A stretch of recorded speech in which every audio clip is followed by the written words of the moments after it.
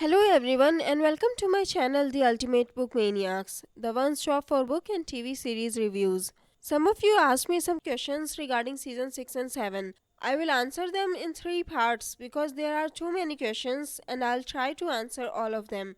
So here we go. The first question is by Suze2731.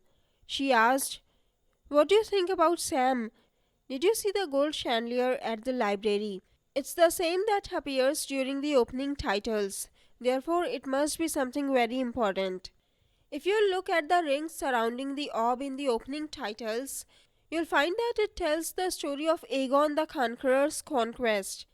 First, we see a dragon burning down a castle. The drawing might be of him burning down Harrenhal.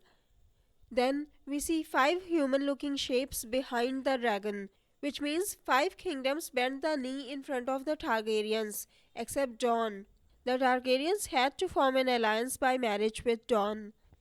Then we see the stag, the lion, and the wolf fighting a 3-headed dragon, which depicts Robert's rebellion where the Starks and the Lannisters fought beside Robert Baratheon.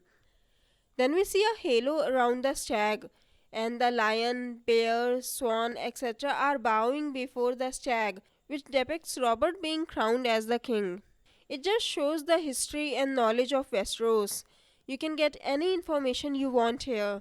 And what better place to keep the records of these events than the Citadel? So, in my opinion, this is just a symbol of knowledge and secrets. I do think that Sam is there for a reason. As I said in my Daenerys predictions, you can watch it on the link here. The show won't go to all this trouble of showing us the Citadel unless something important happens there. There's something very important in the Citadel, and the alchemist might be looking for it too.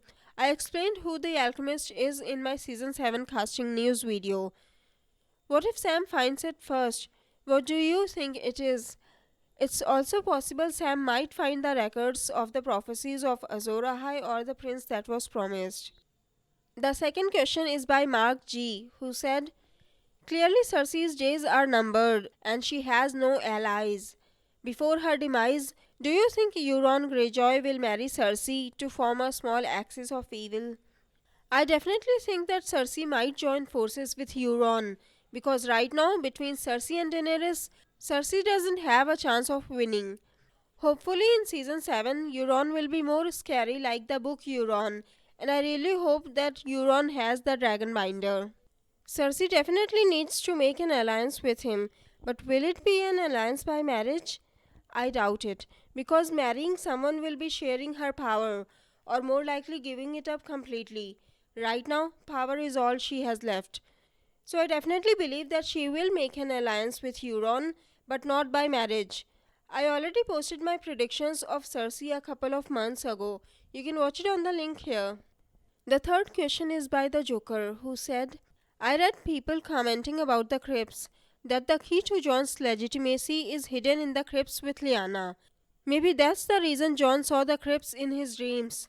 Or maybe Sam can find out the document about the marriage of Lyanna and Rhaegar, who knows. I really don't think there is any document confirming Lyanna and Rhaegar's marriage. R plus L equals J has been a top secret since the beginning of the series. Ned even let this secret affect his marriage because Cat could never forgive him for bringing Jon to Winterfell. If there was a document for that, it could have reached the wrong hands and everything would have been ruined. As I said before, there's a better chance of Sam finding out more about Azor Ahai or the prince that was promised than a marriage certificate of Rhaegar and Lyanna. As for the crypts of Winterfell, when Jon is in those dreams, he feels compelled to go in the crypts. He doesn't wanna go in there, but he can't seem to stop either. It feels like destiny is calling him. Sure, Jon's parentage is important, but not as important as his fight with the White Walkers. Because it won't matter in the end who his parents are if he loses the war. I already posted my theory about what is hidden in the crypts of Winterfell. You can watch it on the link here. The fourth question is by Lefant5, who asked, "Some people have theorized that there is an ice dragon dormant in either the wall or in the crypts of Winterfell. Maybe there must always be a Stark in Winterfell to free the dragon when or if the White Walkers cross the wall. Maybe Jon will awaken the dragon or find an egg. Maybe Dany's dragon will melt the ice to awaken a fully grown dragon for Jon. I definitely believe that there will be ice dragons, but they will fight on the side of the White Walkers. Just think about it. So far, even if the White Walkers cross the wall, it seems pretty easy to win the war because Daenerys has 3 fire-breathing dragons and they can burn the White Walkers from the air. But what if the White Walkers had a dragon of their own? That would even the odds. Ice dragons are bigger than fire dragons. They can't stand heat, so they will melt too if they were hidden in the wall and Dany's dragons tried to melt the wall. I doubt there's a dragon egg in the crypts.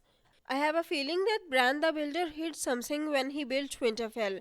There were no Targaryens or dragons in Westeros at that time. I do believe that Jon will ride a dragon because he is one of the 3 heads of the dragon. I already posted my theory about there must always be a Stark in Winterfell. You can watch it on the link here. The fifth question is by Sean Kilaki. I actually wanted to discuss this because it reminded me of something that many people overlooked. He said, "The whispered identity of the father, why bother? Bran could just travel back a little farther back to confirm. Maybe the midwives don't know the father and Lyanna is keeping it a secret from them. Either way, Bran does reveal to Jon, and without that proof, how would Westeros accept that claim to the Iron Throne as legit over Dany's? I don't think Bran going back in time will prove anything. No one will believe in his visions anyway. As I discussed it in my season 7 Stark's prediction video, Jon might believe Bran immediately. It will answer a lot of questions for him, like why Ned never talked about his mother. On that note, I just want to say that every time I talk about Bran finding out about Jon's parents, the image of Bran entering while Rhaegar and Lyanna are mating pops into my head. If this continues, he will have to change his name from Bran the Broken to Bran the Warrior. That was a very bad attempt at a joke. Just forget about that. Anyways, when we talk about the proof, everyone jumped at the thought of Howland Reed. But there was one other person there who people overlooked, the midwife Wyla. I believe Rhaegar was the one who hired her. Lyanna didn't know anyone in the south.